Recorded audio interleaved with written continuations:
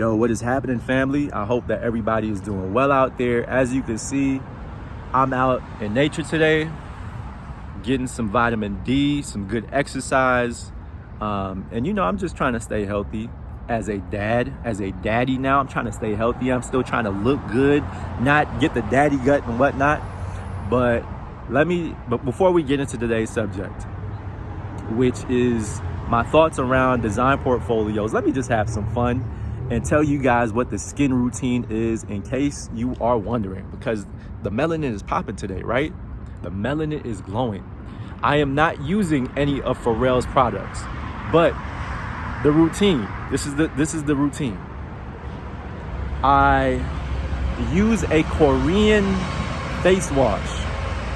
It's like an egg wash that my wife gives. And I also drink coconut water early in the morning, eat my frutas, drink a sorrel smoothie topped with cinnamon, glorious, and acai bowls with bee pollen, goji berries, and a hint of agave with some cardamom. Yes, I'm bougie like that, all right? But I do see that it's doing wonders, all right? So that is the routine, if you were curious, all right? So I just want to have some fun with y'all. But anyways, what are my thoughts about design portfolios? So here it goes. I think that there are a sea of opinions on YouTube about what a good portfolio looks like, what it accomplishes, the content that should be in there. It's just too much out there. And if you're trying to create your portfolio, that can make you anxious because you're like, yo, I should listen to this person and this person, blah, blah, blah, right? But here's the thing. In 2024, at least, it seems like everything, no matter what somebody says, it might not work. It might not work because every person that reviews your portfolio is looking for something different. And that's the challenge. That's the real challenge. Everybody is looking for something different. I've had people look at my portfolio and say that it doesn't have great visual UI design. Other people think that it looks amazing in terms of the UI. Some people might say that I need to focus more on research and different methodologies to come up with the final solution. They want to see that. Other people have told me they just want to see finished UI. They don't want to see none of that. They don't have time for that. Right? So that's why I say that there is no right or wrong way to design and develop your portfolio because everybody is looking for something different. Right? I think what a great portfolio does accomplish, though, is that it communicates who you are as a person, your strengths, and your interests. And it creates some type of affinity between you as a creative being and the person who's reviewing your portfolio. Because when you're applying to a company or you're trying to gain a client, they're trying to get guidance around how to, well, not everybody's looking for guidance.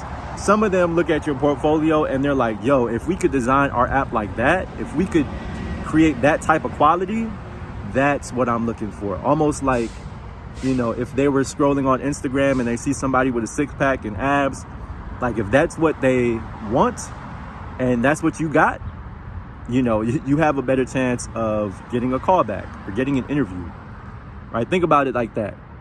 If you're looking for somewhere good to eat, for some good Mexican food, and you go on Yelp and you see 10 different restaurants, if you're looking for a bougie Mexican restaurant that is plating the food super proper and, they put flower petals and all of that, that's the vibe you're going for, that's where you're going to take your date, right? Maybe you don't go to Alberto's, and just get the plate with, the burrito that has been fried and the beans and rice just tossed out there. Maybe that's not what you're looking for that day. Maybe it is on a night where you're hungover and, you just need something to sober up with. It all depends on the context and the team, right? It all depends on each individual, right? Hopefully that analogy makes sense. But I think your portfolio needs to create a feeling for the person on the other side of the screen. A feeling, all right? Think about it like branding. You know, when you look at a Nike billboard, and then you look at a Nike commercial, and then you look at the people who wear Nikes in a basketball game, there is a thorough line across all those different touch points, right? Greatness, athleticism, pushing beyond your limits, right? There's some type of thorough line across all those different touch points. So when somebody's looking at your portfolio, when they're looking at your resume, when they get on a phone call with you, when they're interviewing you with 3 or 4 people, I think about it like, what is the brand, what is the feeling that is coming across at all those different touch points? And your portfolio is one of the first touch points to get people curious about who you are and hop on a phone call with you to see if there's some type of value that you can bring to the table. All right? That's my thought. Now, let me share with you some thoughts from another designer who I came across on LinkedIn, who broke this down in a really insightful way. All right, let me just pull it up real quick, because I thought it was really good. And there were 1,000 people who liked this post for a good reason. All right. So the guy who wrote this post, his name is Robert Powell. He's a UX and content strategist. And I'm not going to read through the entire post. I'll put the link in the description below.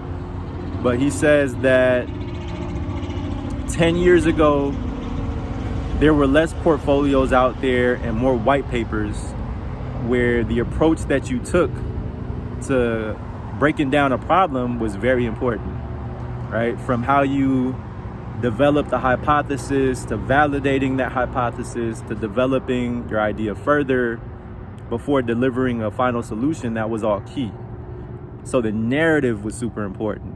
Looking through your wireframes, your empathy maps, before getting into any type of visuals, like that was super important, which I really agree with, and I remember that used to work.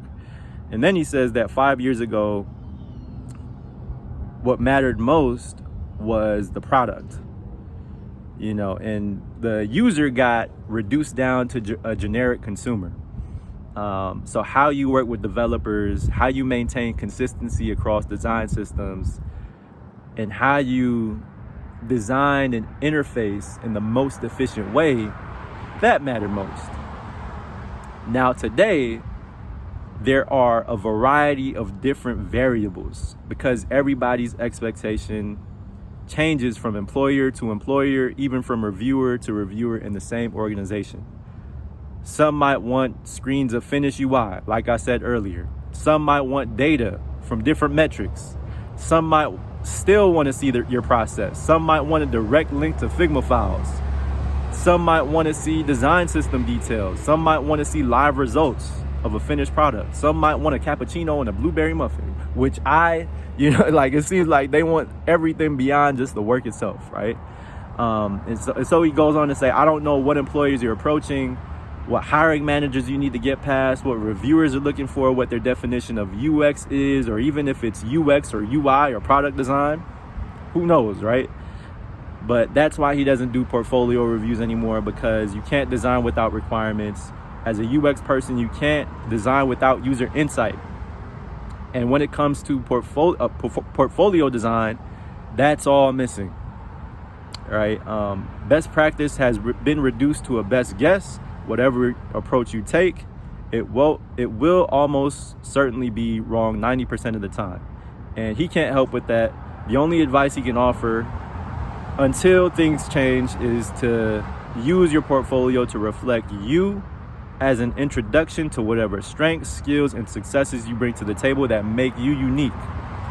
And he's not the expert on that subject or anybody else. Mic drop. Right? So yeah, that's something that I agree with.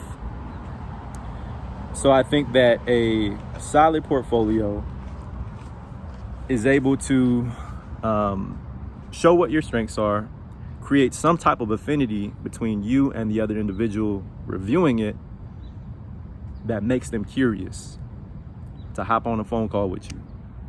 All right, that's it. That's what I think a good portfolio does. All right, I'm not gonna make another video on the damn portfolio, because there's just too many opinions. I don't want you guys to get lost in the sauce. At the end of the day, trust your gut. Communicate your weirdness. Communicate, things that are interesting about you that might, be weird. Just like I'm super into aliens. If I would communicate that in my portfolio, maybe there's a weird team that might reach out to me. I think that like weirdness is what stands out most of the time now.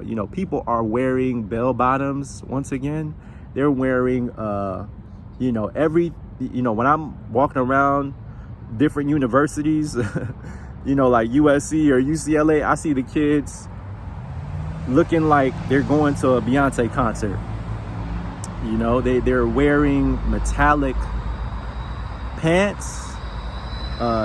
Styles have just changed. I'm an old head now. I'm an old guy. All right, I'm an old head. So I don't get it all the time, but I do think that society is changing. The way that you stand out is changing, and self-expression pays off, especially in your portfolio. All right, guys, that's all I gotta say. Now I'm gonna get back to my little nature walk. Just look at that cactus. That is beautiful, right? That is beautiful. But there's the path. So I'm gonna get back to exercising. Hope that you guys are doing well, enjoying your summer. Peace and blessings. Love you all. See you guys in the next video.